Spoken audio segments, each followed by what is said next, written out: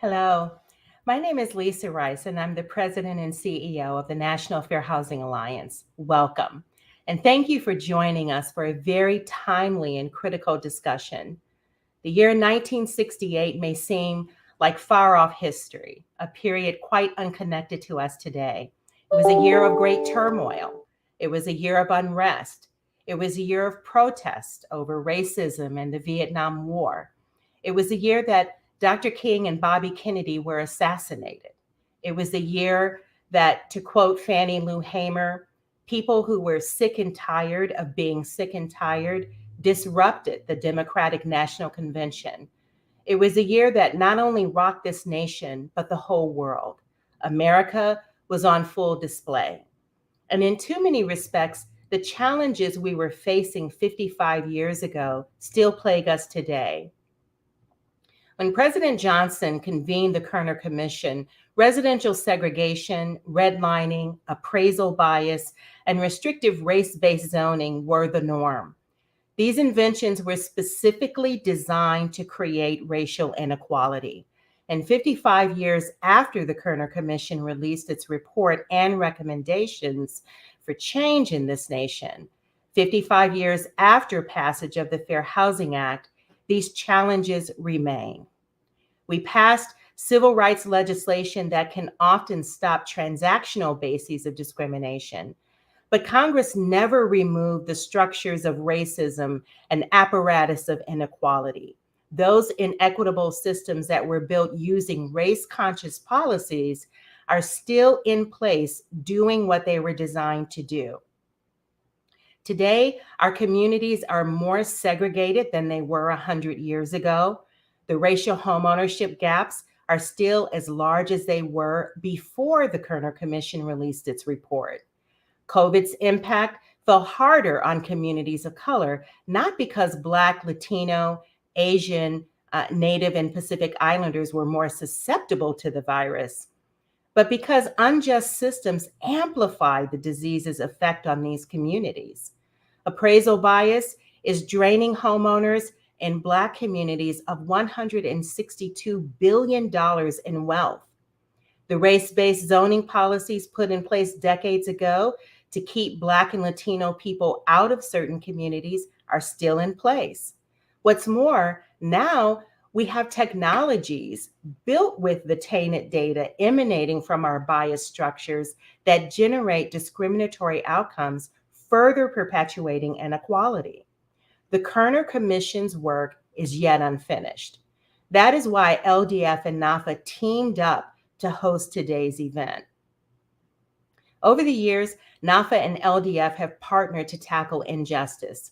We have linked forces to save the disparate impact tool, a vital weapon in the fight against inequality when it has come under threat.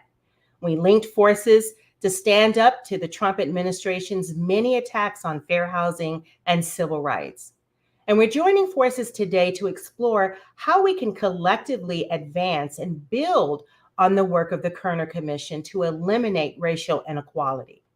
Studies show that eliminating racial inequality against Black people alone would increase the US GDP by $5 trillion over a 5-year period, grow our economy, and make our nation more productive and competitive.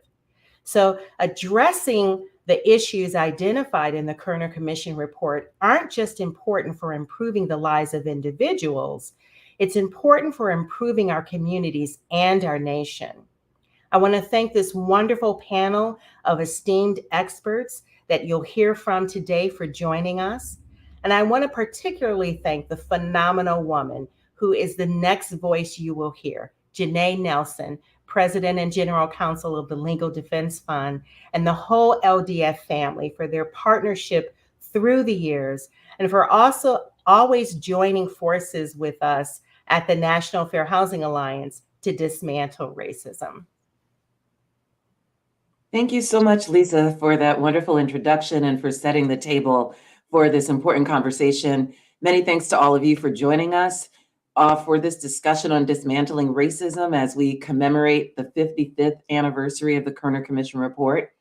That report was one of the most robust attempts in the history of the United States to date to force a reckoning with its ignominious origins of anti-Black racial subjugation and its ongoing effects.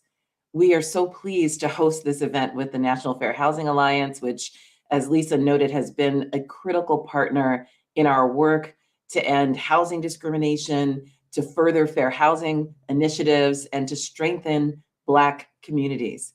We are grateful to Lisa and the National Fair Housing Alliance staff, and of course, to the esteemed panelists that have gathered here for this discussion, and all of you for your questions and your participation.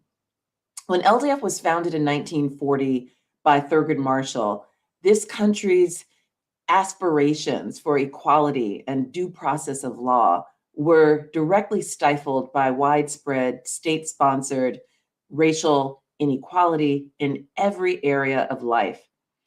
As the oldest civil rights law organization, LDF's mission has always been to transform that reality, to achieve racial justice, equality, and an inclusive society.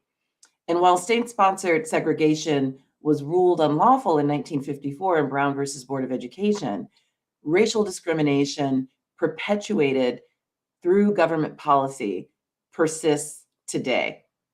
And in 1968, the Kerner Commission harnessed data to inform and ultimately shift the narrative concerning the root causes of the many uprisings that engulfed cities across the country in that year. And it revealed how systemic racism made and continues to make this country less prosperous, less just, and less safe. Since that time, LDF has continued to challenge public and private policies and practices that deny Black Americans equal employment, healthcare, and other opportunities to thrive. We fought to address unconstitutional and racially discriminatory law enforcement conduct, and many of this work includes the partnership with NAFA. We have investigated and challenged source of income discrimination and appraisal bias. We are working to re-envision public safety by creating data-informed frameworks that invest in Black communities and reduce violence. And we're pushing back against renewed attacks on Black political power, from challenging redistricting in Alabama in a case before the Supreme Court, to pushing back against efforts to strip power from largely Black cities and Black legislators in places like Mississippi and Tennessee and Washington, D.C. And I say all of this because these are many of the ills identified in the Kerner Commission report 55 years ago. And we have continued during that time to use litigation, organizing, policy advocacy to challenge these laws and these tools of racism. Importantly, milestones like this allow us to critically examine our progress or lack thereof. And they force us to chart a more intentional and precise path forward. And the need for that critical examination could not be more acute in this moment. Many of us are aware of the oft-quoted text from the Kerner Commission report that is a searing indictment of our society, that our nation is moving toward two societies, one Black, one white, separate and unequal. But I'm reminded of another passage of the report that encapsulates the depth of the threat we face if we continue to allow the warnings in the report to go unheeded. And equally important, it provides the inspiration needed to face it head on. That passage says, discrimination and segregation have long permeated much of American life. They now threaten the future of every American. This deepening racial division is not inevitable. The movement apart can be reversed. Choice is still possible. Our principal task is to define that choice and to press for a national resolution to pursue our present course will involve continuing polarization of the American community and ultimately the destruction of basic democratic values. We are witnessing that destruction of democratic values today. And to lead us in a discussion of what a national resolution looks like, we have a distinguished group of panelists who will discuss the importance of the Kerner Commission report and the unfinished business to address systemic issues that it identified. Dr. Jelani Cobb is a professor and dean of the Columbia University Journalism School and has been a staff writer at The New Yorker since 2015. He received a Peabody Award for his 2020 PBS Frontline film, Whose Vote Counts, and was a finalist for the Pulitzer Prize in Commentary in 2018. He is the author and editor of several books, including one that is at the center of this discussion, the essential Kerner Commission report. Darrick Hamilton is the Henry Cohen Professor of Economics and Urban Policy and founding director of the Institute on Race, Power, and Political Economy at the New School. He has been involved in crafting policy proposals that have inspired legislative proposals at the federal, state, and local levels, including baby bonds, guaranteed income, and federal job guarantees. Damon Hewitt is the president and executive director of the Lawyers Committee for Civil Rights Under Law. Prior to joining the Lawyers Committee, Damon served as the executive director of the Executives Alliance for Boys and Men of Color and a senior advisor at the Open Society Foundations, and was an attorney here at LDF for a decade. Elizabeth Hinton is an associate professor at the Department of History and the Department of African American Studies at Yale University and a professor of law at Yale Law School. She's written several books, including From the War on Poverty to the War on Crime, The Making of Mass Incarceration in America, and America on Fire, The Untold History of Police Violence and Black Rebellion since the 1960s. Finally, last but not least, Richard Rothstein is a distinguished fellow at the Economic Policy Institute, where he contributes to EPI's Working Economics blog and a senior fellow emeritus of LDF's Thurgood Marshall Institute. He is the author of Color of Law, A Forgotten History of How Our Government Segregated America, and his latest book with his daughter, Just Action, How to Challenge Segregation Enacted Under Color of Law. Let the conversation begin. Thank you, Janai. We're really excited to get into this conversation about this crucial and important subject matter, recognizing the 55th anniversary of the Kerner Commission report. In the summer of 1967, police officers in Newark pulled over a cab driver by the name of John Smith on July 12th. Their ensuing actions, which involved pulling Mr. Smith from the vehicle, beating him in full view of the public, and then throwing him into a police vehicle and taking him to a precinct, set off like kindling tensions that had been growing in the city of Newark. What erupted in the aftermath of those actions were 5 days of revolt, uprising, violence, fire, and belated reckoning. 10 days later, the city of Detroit ignited in a similar display for similar reasons. In the midst of this, a senator from Oklahoma by the name of Fred Harris had begun proposing a national commission to look at the origins of what they had conveniently, bureaucratically been referred to as civil disturbances. The Lyndon B. Johnson administration took Senator Harris up on his idea, and President Lyndon Johnson created a commission which was chaired by then Illinois Governor Otto Kerner, with the objective of examining the roots of the uprisings that were taking place across the United States. The commission, which consisted of 11 people, bipartisan, members of the Senate, of the House, also representation from labor and corporate interests, as well as activists in other constituencies, overwhelmingly white. 9 of the 11 members were white. 10 of the 11 members were male. None of the commission members were Black and female. The work began amid some degree of skepticism. The idea is that when you don't want to solve a problem in Washington, D.C., or when you want to kick the can down the road, you simply create a commission which convenes and works in solitude until people forget about the problem. There's widespread skepticism about whether anything would come from this exercise.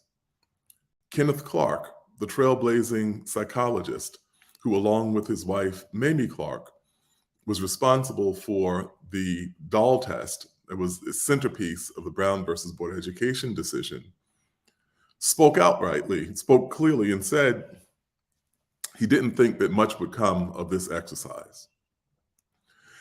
Instead, these commission members, as unlikely as they were, embarked upon the creation of what is likely the most serious reckoning with the legacy and implications of racism in American life that we've seen in a government document before, or frankly since. The commission's work, which began amidst the flames erupting in American cities, moved backward into history and laterally out into the interconnected ways in which these communities had been marginalized. Crucially, the commission began doing examinations of the cities themselves, field trips in which the members would go to the communities that were affected. And soon came to understand that what had been categorized as a problem of policing was in fact a problem that affected every single institution that was involved in what they would have called then the parlance of that time, the ghetto. The sweeping report and the sweeping recommendations of the Kerner Commission point us in a direction toward a more equitable, freer, and ultimately more democratic society. Issued in 1968, just weeks before the assassination of Martin Luther King, and another wave of fiery reckoning in American cities and in American streets, the report exists as a kind of reference point for the roads not taken. In subsequent years, we have seen those kinds of reactions to the same sorts of institutional failures repeat like a Freudian nightmare, which is to say, something that happens again and again and again until the underlying conflict is resolved. We're fortunate to have with us a distinguished panel that will help us get some clarity around the significance of the Kerner Commission and the relevance of its insights in the contemporary landscape of race and inequality in American society. We can jump into this now. We have, you've already heard their introductions. We have with us Richard Rothstein, Elizabeth Hinton, Darrick Hamilton, and Damon Hewitt. We're going to flip things just a little bit, and we'll start with some questions that were submitted to us. And then in the second half of our conversation, we'll get into the specifics in each of their areas of interest. So first, welcome. Thank you for being with us today. And the first question, 55 years after the Kerner report, what is your feeling about how it helped or did not help in the fight for justice? And what are your thoughts on the usefulness of similar reports today? And I will start on my screen with Elizabeth, and then Darrick, and then Damon, and then Richard. Okay, we can't hear you. I don't think we can hear you.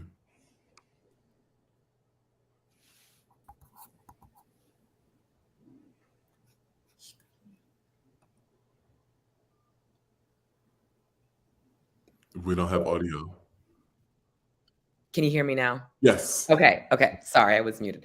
Sorry about that. First, I just want to thank the National Fair Housing Alliance and the NAACP Legal Defense Fund for having this really, really critical conversation as we approach this pivotal moment in our history. And, you know, I think after the racial reckoning, as it's been called, of 2020, the Kerner Commission kind of took on a new significance. In the sense that the Kerner Commission in many ways outlined exactly the kinds of massive policy changes and restructuring that is necessary in order to address the deep, deep problems of racial, class, gender, and economic inequality in the US. And so, you know, the last thing we need is really another commission to study these problems, as I think Janai mentioned, you know, like kicking the can down the road to continue to avoid the major structural interventions that are required. The Kerner Commission laid it all out. We need investments in jobs, perhaps first and foremost. We need investments in housing. We need to ensure that everybody has access to decent, livable housing that isn't reliant on exploitative relations between landlords or public housing officials and tenants. We need a massive overhaul of our public school systems. These are the kinds of bold investments and bold visions for the country that the Kerner Commission laid out. And we don't need another commission to tell us that, because in the absence of these major necessary and required structural changes, we're still very much living with the same socioeconomic inequalities that led to the urban unrest or the urban rebellions of the 60s and 70s, and continued racial injustice in our own time. So I think, as you said, Jelani, that the commission report is a roadmap for us. Darrick, you're muted too.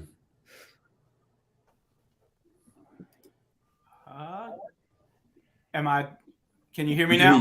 I hear you now. So I think I agree with Elizabeth, and also want to offer my thanks, but I won't go in detail because I know we have a lot to say, but it provided some truth and reconciliation, which is important. I mean, the fact that we're still talking about it today is both problematic and useful. So it helps us understand inequality. It helps us understand power, and it situates inequality and poverty at its root, which is resource deprivation, which is an intentional state actions that create structures that inhibit the dignity, the productivity, and the inclusion of various populations. But it's not enough. What is missing is redress. I mean, there are parallels as we think today about the movement towards reparations, which is gaining more saliency, where truth and reconciliation and redress are complementary and both necessary. If we have the redress without the understanding of how we got there, we're bound to repeat it again. And if we just do the truth and reconciliation without the redress, the economic conditions that predicated the exploitation and extrapolation still remain. Indeed, the backlash to the Kerner Commission that came about from people like Ronald Reagan, Nixon, two presidents that critiqued the report even when it was issued. Well, they have created this genre of a neoliberal political movement that has come to naturalize poverty and inequality by castigating it as the result of some deficient behavior, and that when government does intervene, they intervene in a way that not only offers these undeserving super predators, welfare queens, and deadbeat dads an unfair advantage, but in a way that becomes counterproductive for them themselves by arguing that it creates further structures of dependencies, further incentives not to invest in oneself. So there's a certain amount of irony. The irony is that without the redress, it enabled a backlash, a right-wing backlash that used a new that used the document and the movement itself to create a new genre that has become to naturalize poverty. And I'll be real quick and just say this, and I know we're going to get into solutions. In my estimation, the solution resides with a more complete notion of human rights.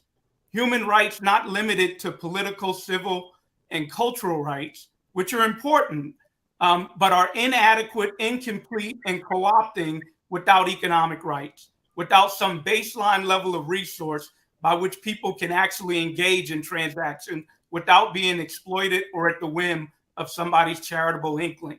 And then the other thing that we have to keep in mind is these economic rights have to be intentionally inclusive.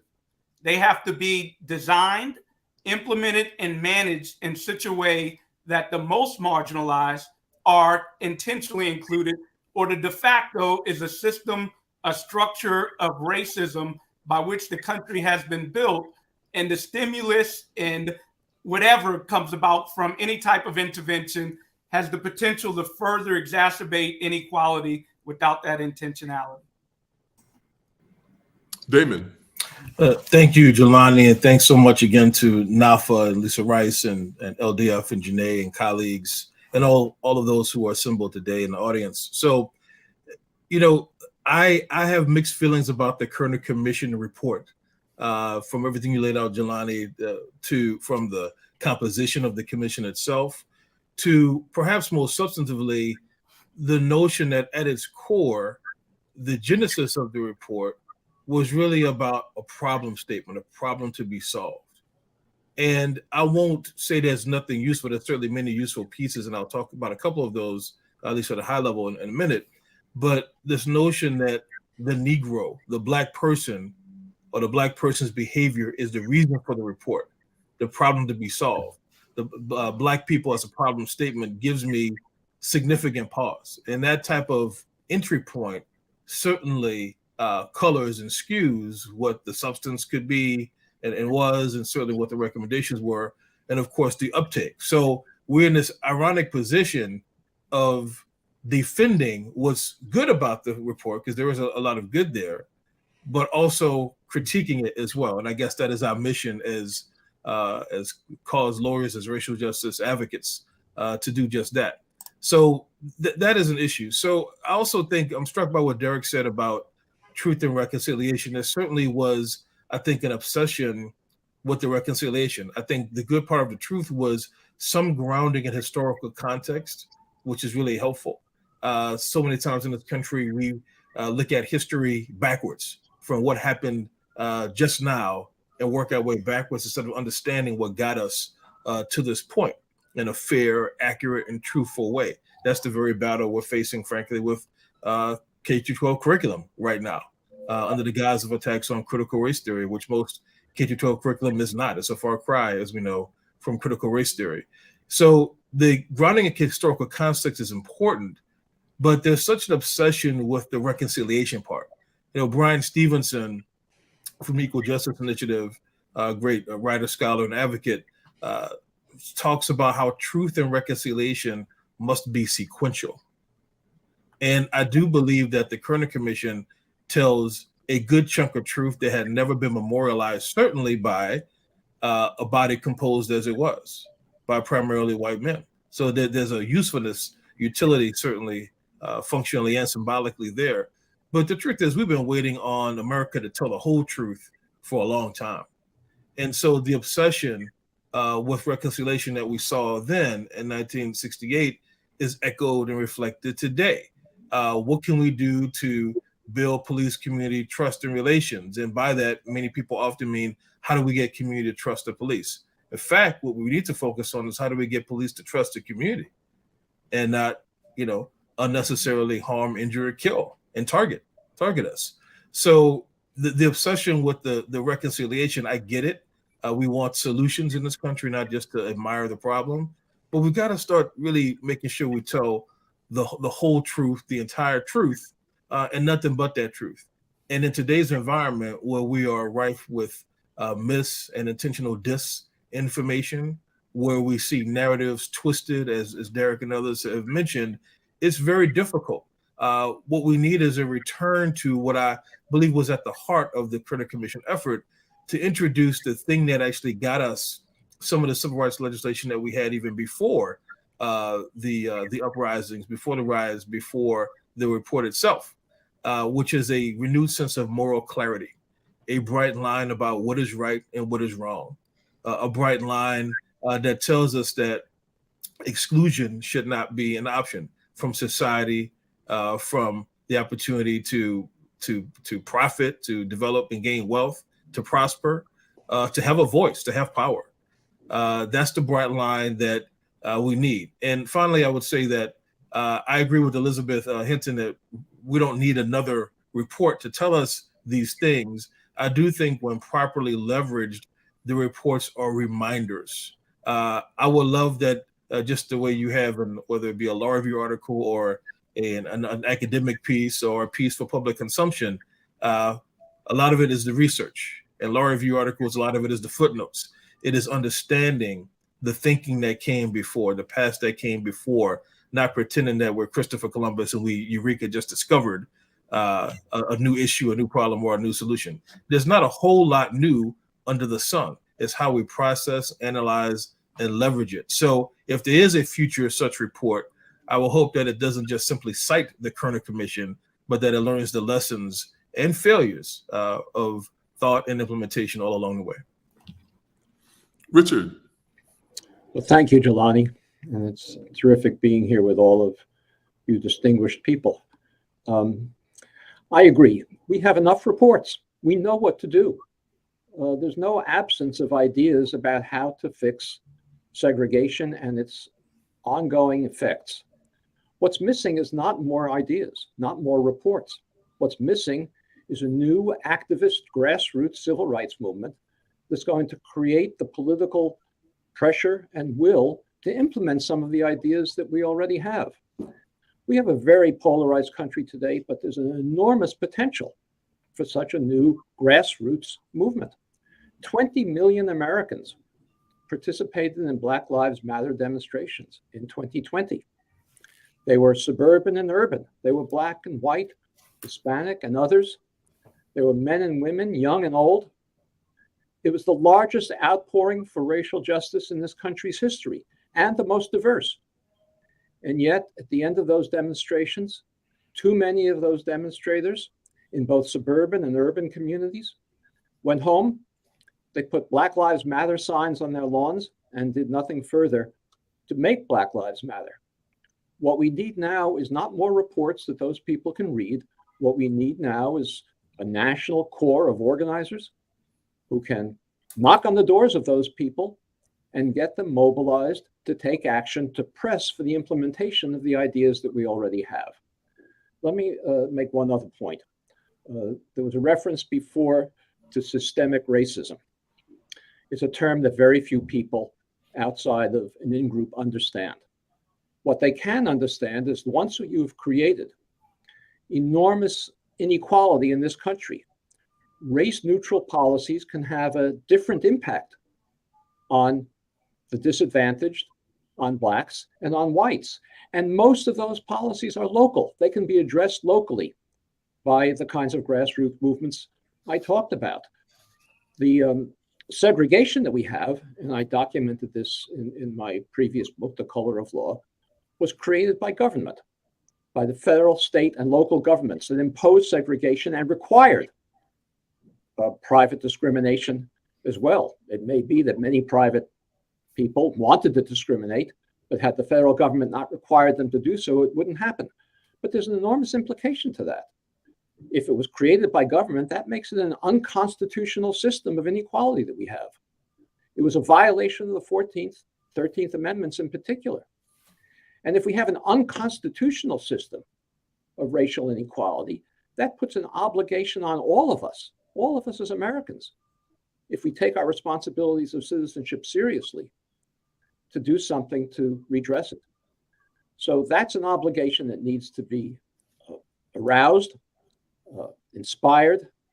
And as I said, there are so many policies at a local level now that sustain segregation, that sustain inequality, They don't have to any longer be racially specific. They don't have to be discriminatory on their face, because we have an unequal society. Race-neutral policies perpetuate that segregation. Many of them are at the local level. Many of them can be addressed by activists. And what we need is more activists and perhaps even fewer reports. I think we have another question that was submitted before, which is, how do federal investments or the lack thereof or tax policies impact our progress to dismantle racism? And let's go in the opposite order this time. So we'll start with Richard.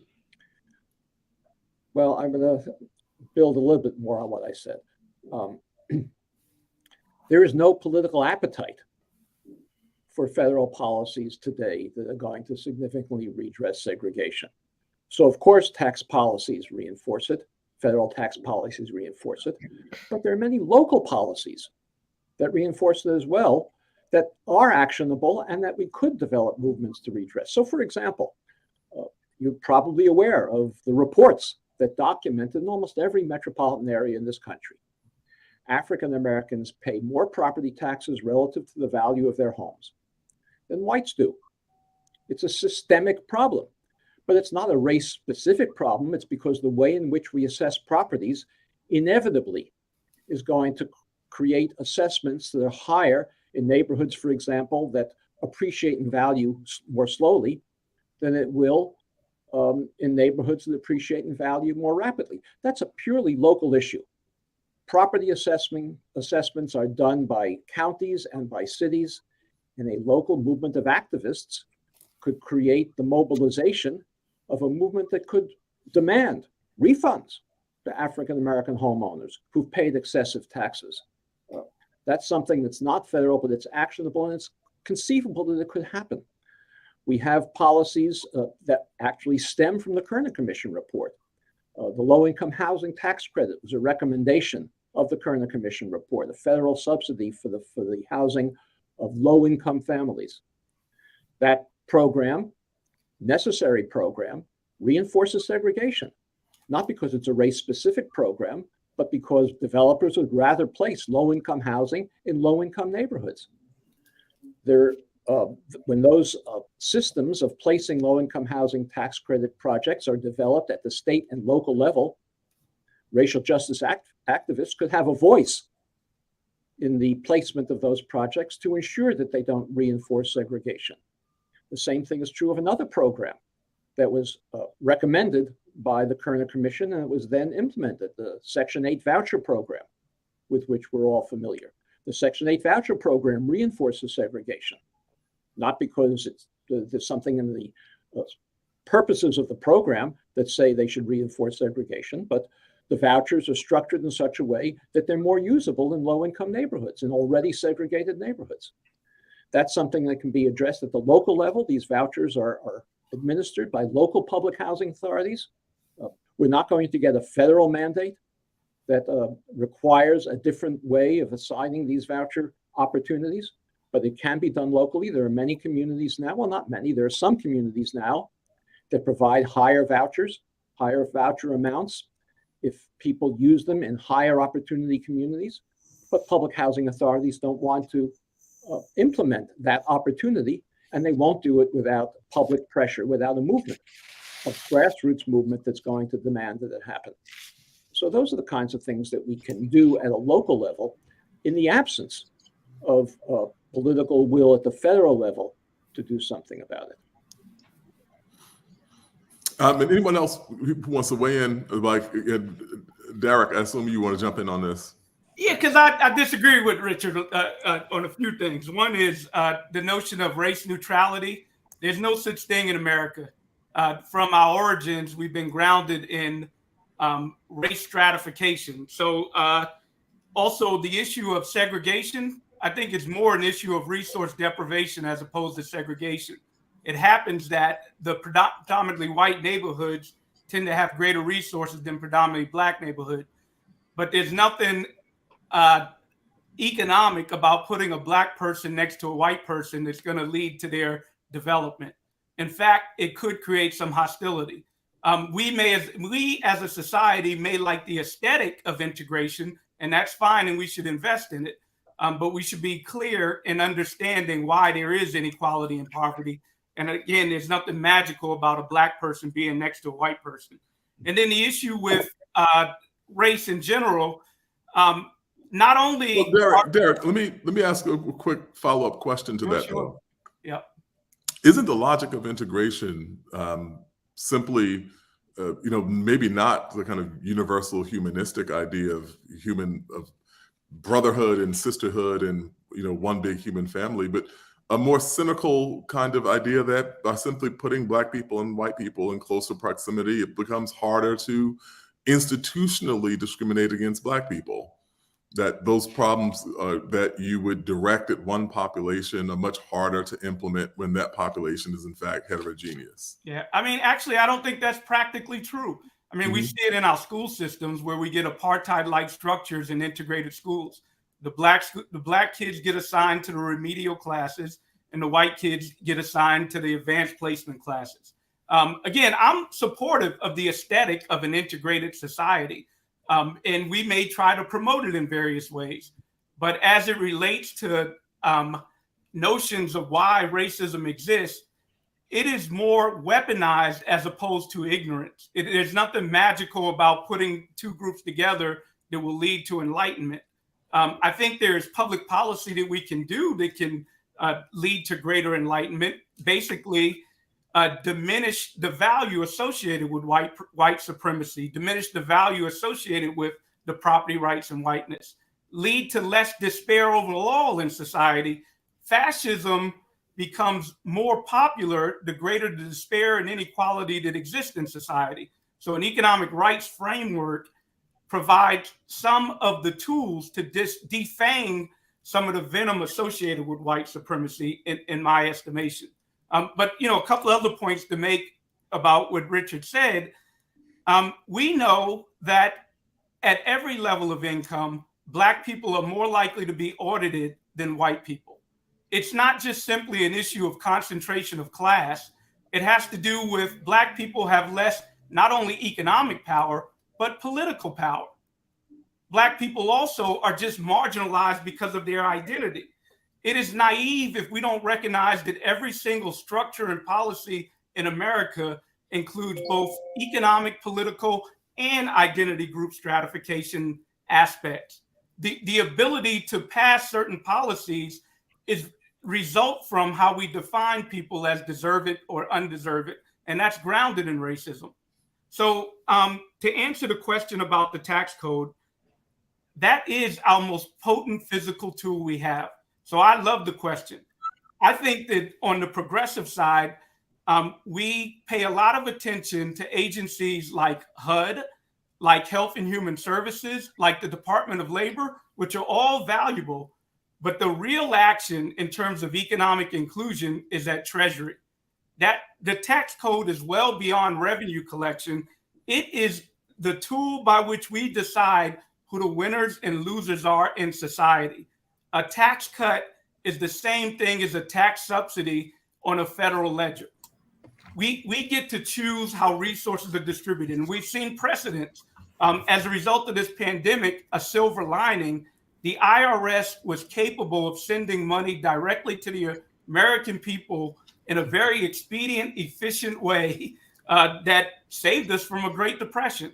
So I think the lesson here is when we look at the tax code, we should have a bullseye on Treasury, and we should think about that as the mechanism by which we can have the type of policies that Elizabeth, Damon, and Richard have been advocating for, a more inclusive society. Liz, did you want to? Yeah, just a couple of things. So on the tax issue, this is something that I actually argued in my conclusion to America on Fire.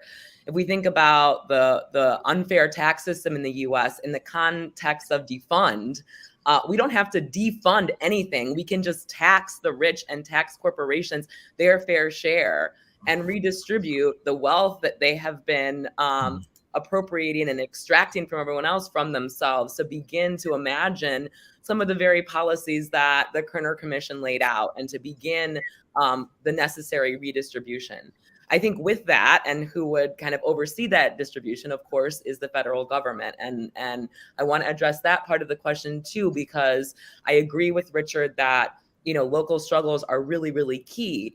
But historically, we've seen the kind of precarious role that the federal government has played in terms of issues for racial justice. So every kind of like major advancement for racial justice in this country has been the result of federal intervention, with the abolition of slavery, the Reconstruction Amendments, a century later, the enactment of the Civil Rights Act, the Voting Rights Act, and of course, going back to the 1950s with Brown v. Board, which the LDF was so instrumental in. That has all been the result of federal leadership and federal action. Part of the problem is, as W.E.B. Du Bois brilliantly pointed out in Black Reconstruction, is that those federal interventions always stop short of economic enfranchisement.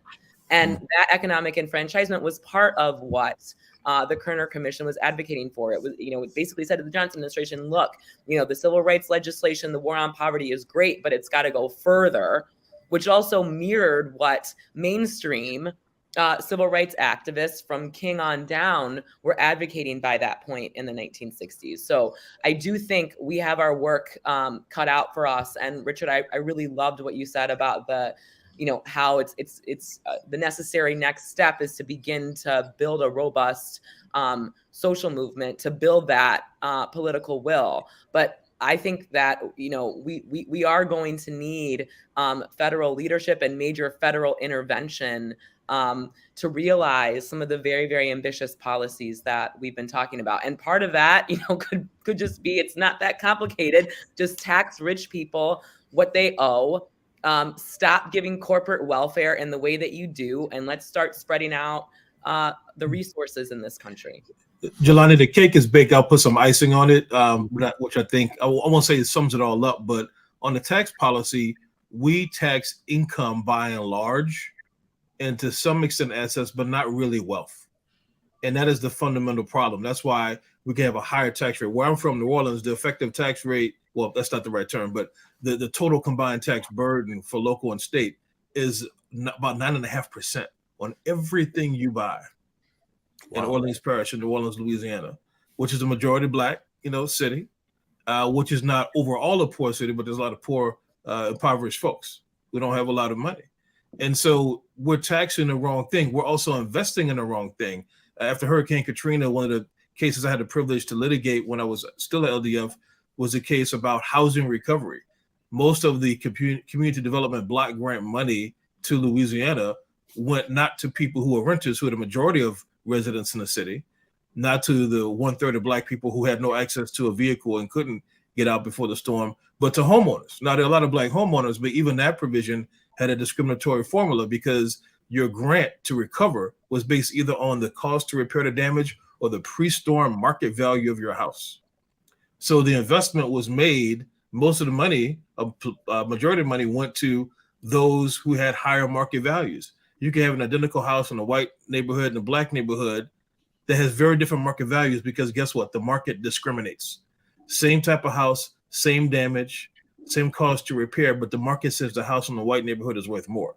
So that's the way I try to connect what I'm hearing from, in particular, Darrick and Richard, and also Elizabeth, because it's about how we are taxing where the money is coming from, but also what investments are we actually making. And there's ways in which it's all bound up with race in place, although there is no silver bullet single solution. I want to get into some specific questions around your particular areas of expertise, but I have to ask. I know we're being mindful of our time here. You all have brilliance and vast amounts of knowledge on this, but I have to ask you to be fairly succinct, despite these big questions. But Liz, I wonder if you could talk a little bit about the role of militarization of the police in the timeline that we've seen. Obviously, Kerner marked a wildly candid assessment of policing when you consider where we have gone from there. The language and conversation around policing was much more open and critical in 1968 than I think in subsequent years. especially in the form of kind of government dialogue about it. And so I wonder if you could talk particularly about the role of militarization of the police and the way it is implicated in the issues that we see lingering from Kerner to now. So here we get into some of the more problematic aspects of the Kerner Commission report that I really appreciate Damon, just calling out and bringing our attention to. I'm going to try to be brief on this.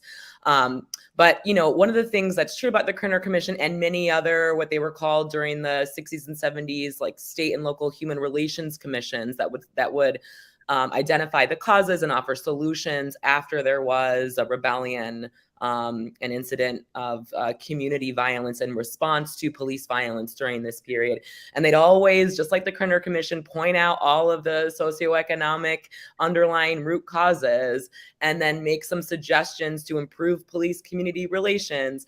And the only thing that gets implemented, and this is true of part of the Kerner Commission report, are the policing initiatives, not the socioeconomic. It's always continuing to manage these larger problems with policing and with surveillance and with incarceration.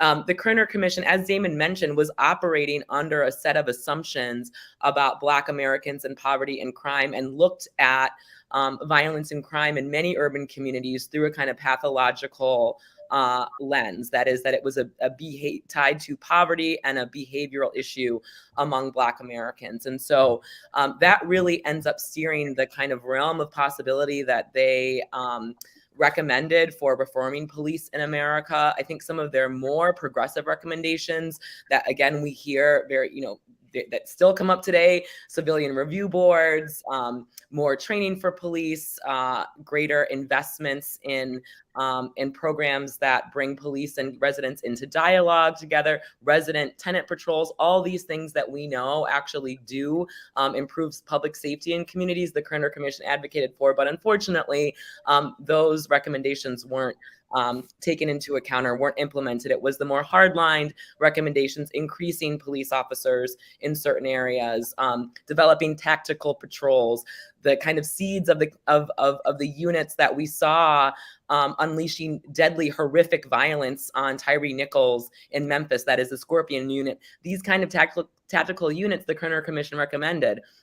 And I think one of the really, really good examples of the way that the Kerner Commission advocated for a militarized or increasingly militarizing local law enforcement through a kind of progressive lens is through its advocacy for tear gas.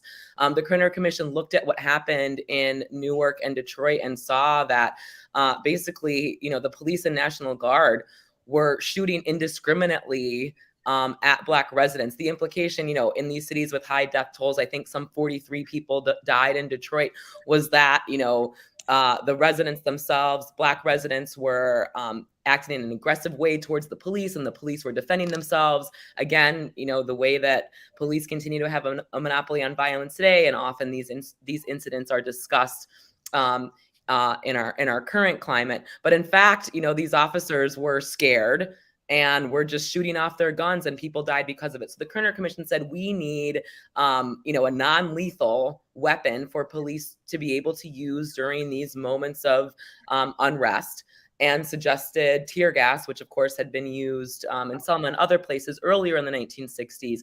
But as a result of the Kerner Commission's recommendations, tear gas has really become the go-to for crowd control, not just in the US, but around the world in the decades since. And we saw how tear gas and other, non-lethal weapons, rubber bullets, bean bags, pepper spray, were just horrifically deployed against completely non-violent protesters in 2020. So, that's an example of how something that is seen as a progressive or liberal reform actually can exacerbate the problem and take on really, really insidious practices as it's implemented. And, that is another legacy of the Kerner Commission. So, Darrick, I wonder if you could talk a little bit about how this wealth inequality factors into this, and also about your ideas around baby bonds and federal job guarantees. Yeah, wealth is a critical ingredient for people's productive capacities, we think about wealth as an outcome, but its essence is functional, what it can do for you, the input that it provides people. I think in general, one thing that we're missing is a North Star conception of freedom and justice. I think that there is a built-up conservative view of what freedom and justice is, and what's absent from it is the conceptions of economic rights. Again, to be somewhat redundant, thinking about political, civil, and cultural rights in the absence of economic rights leaves people vulnerable. And, you know, that ties into wealth, because wealth is a paramount indicator of economic well-being. So we may ask, if that seems so obvious that people need some resources, that people need healthcare, that people need schooling, that people need housing, that people need food, that people need free mobility throughout society without the threat of harm or detention at the hands of a state-sanctioned terror, if these are all rights that we all think are reasonable and people should have in a well-functioning society, we should ask the second question, well, what is inhibiting that? And there lies race. Why is it that we can have a structure over the last 55 years since the release of the Kerner Commission that America has grown increasingly concentrated in both political and economic power at the top? How has that been able to take place in a democracy? Well, race is the answer. Race is the answer. The ability to offer a dominant political group some relative status. In other words, racism isn't just some irrational bigotry, but rather it is a weapon. It is a strategic tool that can be used to offer some individuals, some groups of individuals, relative status. And we need, as it was pointed out by our colleagues, a new definition of how we define value. And in so doing, we need to look beyond the self-interested accumulation that leads to this tribalism and promote other humanistic attributes of our economy, like shared prosperity, like investing in humans for their productive capacity rather than some charitable consuming agents. All this stuff is necessary. And I think the human rights frame, where we include policies like baby bonds that ensure birthright to capital, policies like a federal job guarantee that ensure that we can fulfill one of the essence of being a human being, which is contribute productively to society without the limited power that comes to play when you try to enter an employment agreement and you have no resources. So the federal government essentially would set a floor. It doesn't get rid of the private sector. It says at a minimum, if you want to engage in labor markets, housing markets, schooling markets, capital markets, you have to offer at least this in order to engage in those markets, because we will provide a base level of resources so that people can actually engage in that. Thank you. Damon, I wonder if you could talk about the landscape of voting rights, from 1968. If we look at the time frame that the Kerner Commission report was issued, this is in the immediate aftermath, or the not very long aftermath of the Voting Rights Act of 1965. I wonder if you could talk about where we are in that landscape now. Well, it's a complicated picture. We need an hour just for that, Jelani. But, to sum it up, the late John Lewis rightfully said that the right to vote, or our vote rather, is precious, almost sacred. It's the most powerful nonviolent tool, he said, that we have to create a more perfect union. The fact is, and this will blow people's minds, under the U.S. Constitution, there isn't a right to vote in the Constitution. We have federal laws that prevent the curtailment, designed to prevent the curtailment of voting rights that exist under state law and access to the ballot. But overall, we know that it's not just about the vote. It's about voice. It's about vitality. It's about power and, frankly, self-determination. The same battle for Black folks since the days of chattel slavery. Could we get to a say in how we are governed, a say in the conditions in which we live, the say in the opportunities that we have? And so we know that the Voting Rights Act of 1965, predating the Kerner Commission by 3 years, was transformative.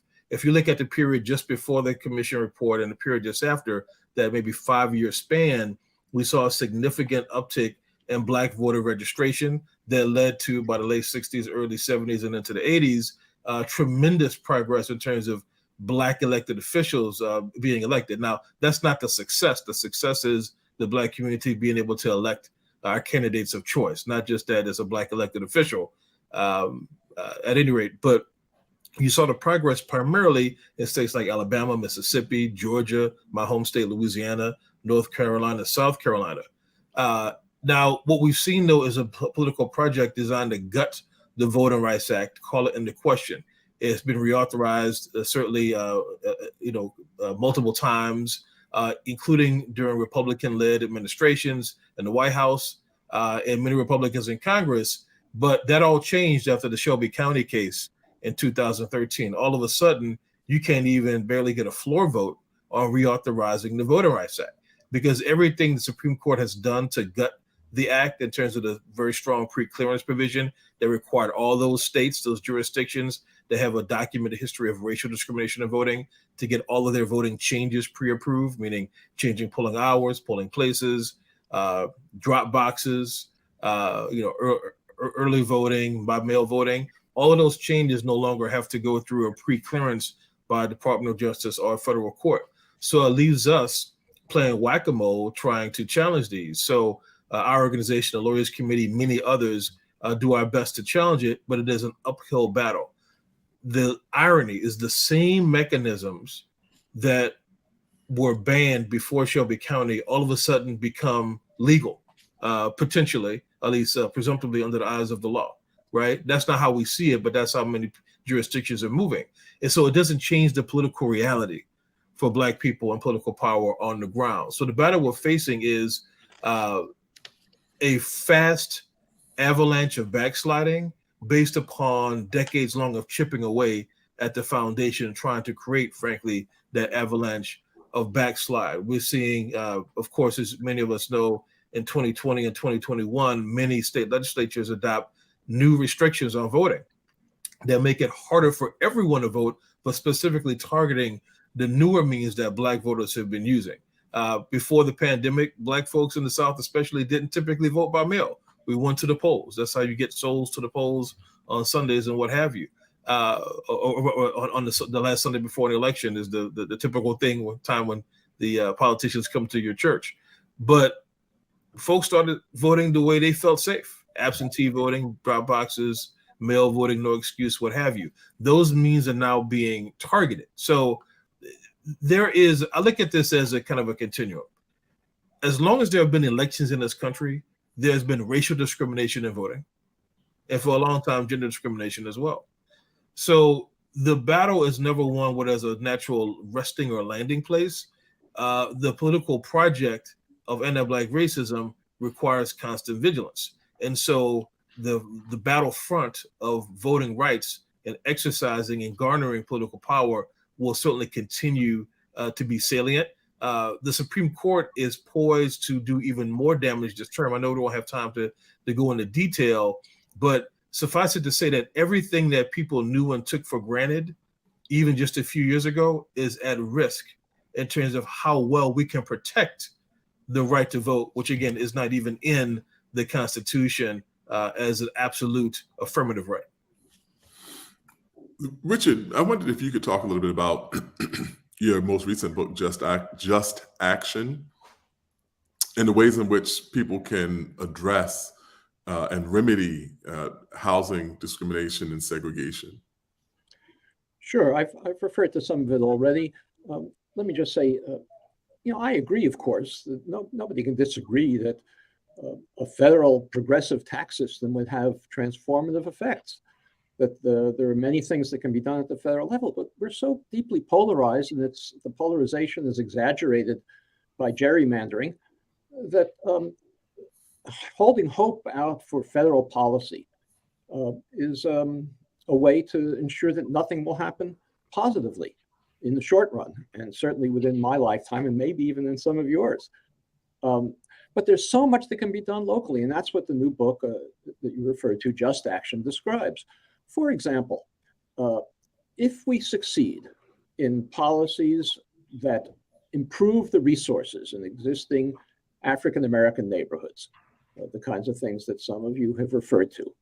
It is inevitable that as the neighborhoods become better resourced, they will cease to be exclusively African-American. More middle-class people of all races will want to move in, and they can't be stopped. And you get a process that we talk about is called gentrification. You can't have it both ways. The only way to keep a neighborhood all Black is to keep it segregated and poorly resourced. So if you improve those conditions, they will become more diverse. So what do you do to prevent displacement from gentrification? These are all local actions, and they'll only happen if there's a locally mobilized movement to demand that they happen. To prevent massive displacement from gentrification, you can adopt a local inclusionary zoning law that requires new development to preserve a share of its new units for low and moderate income families, for the existing residents. You can have a program to finance land trusts that hold nonprofit groups that hold ownership to the land, but that build affordable, maybe single family homes even on the land so that they're affordable to existing residents, to African Americans who live there already, affordable because the price of the land is no longer incorporated into the price of the house. You can have, as I described before, policies that prevent the reinforcement of segregation by the placement of all low-income units in those neighborhoods. So there are many, many things that can be done to prevent massive dislocation from gentrification, but they won't happen without a local movement. What the new book does, Just Action does, is it describes policy after policy, program after program, that each one of which would have a small impact on the inequality that results from segregation, but in combination could have a big impact. The advantage of them over focusing on federal policy is that they're achievable in the short run, if there's a mobilized constituency to do it. And as I said before, Jelani, the massive turnout for the Black Lives Matter demonstrations indicates to me that there's an untapped potential for participation in a racial justice movement that goes beyond the think tanks that are turning out reports to which we devote so much attention. And that potential can be mobilized and in favor of so many of these policies that can redress segregation and its effects. We are right about at our time. So I wondered if we could do something really quick. It's just a kind of speed round, for 1 minute each about the most significant thing you think of the legacy of the Kerner report is. And Liz, we can start with you and go to Darrick, Damon, and Richard.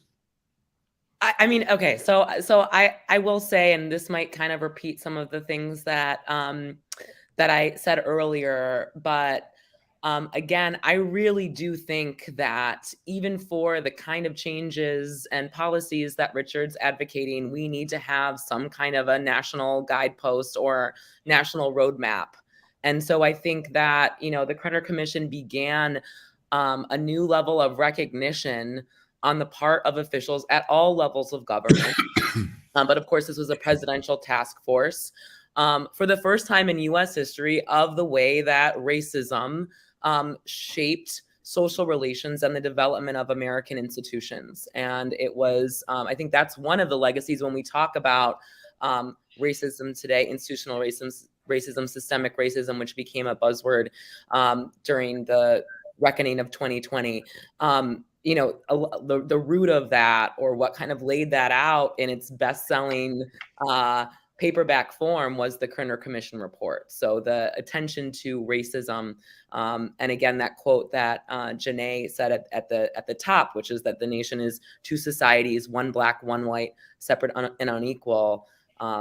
That's that recognition, and the solution to that is what we're still very much dealing with today. Darrick.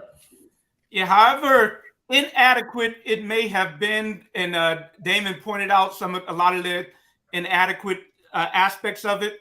It was government taking public responsibility. It was government taking some onus for the conditions that existed in society.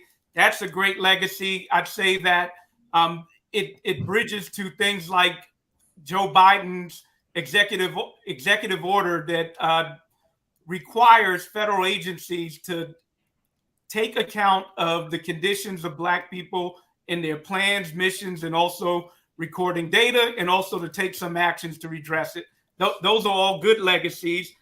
Really quick, I'll just say federal policy, local policy, and state policy certainly are not mutually exclusive.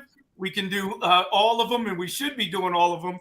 And then I also think one way to redress some of the harms that might be associated with gentrification might be direct guarantees to people. So making sure the resources and the investments are tied to people directly. Thank you, John. The Kerner Commission report is in some ways the logical extension of the Supreme Court's decision in Brown v. Board of Education, where the court spoke about how segregation of the races has a negative impact on, in the language of the time, colored children. Talked about inferiority complex that sets in. The idea is right. The problem statement is a bit off. If the problem statement is focused on people as the problem, Black people especially, or the harms only accruing to one group of people. If this is to be a multiracial democracy, which I think we should be fighting for, and I say that as leader of a Black-centered organization, we need all parts of society to be strong, to be clear, and to have access to fairness and justice. So to go back to what I said earlier, I think that I talked about truth and reconciliation to take up Darrick's theme, as Brian Stevenson says, being sequential. The truth is distorted today. We have to keep telling these truths and understanding new angles and new truths, and be willing and open to whether it be private sector or, as Darrick said, government action, intervention, and political will, being willing to evolve as an understanding of what's true and what's real evolves as well. And Richard, the last word to you. Well, the biggest advance of the Kerner Commission report, I think, was saying that the problems of this society in terms of racial inequality were created by white institutions. That was an advance because too many people in the society then, including many African Americans, believed that the problems of African Americans in this country were their own fault. Not working hard enough, not going to school long enough. Taking that, which now seems to be obvious, taking the focus off of that and saying it was white institutions that created it, was a big advance in terms of public understanding. It was a challenge. It seems obvious now, but it was a challenging concept to most people who read that report in 1968. But it didn't go far enough because it wasn't white institutions amorphously. It was government action that created the segregation that we know today. And by not calling that out explicitly, the Kerner Commission gave people no route forward to redress it.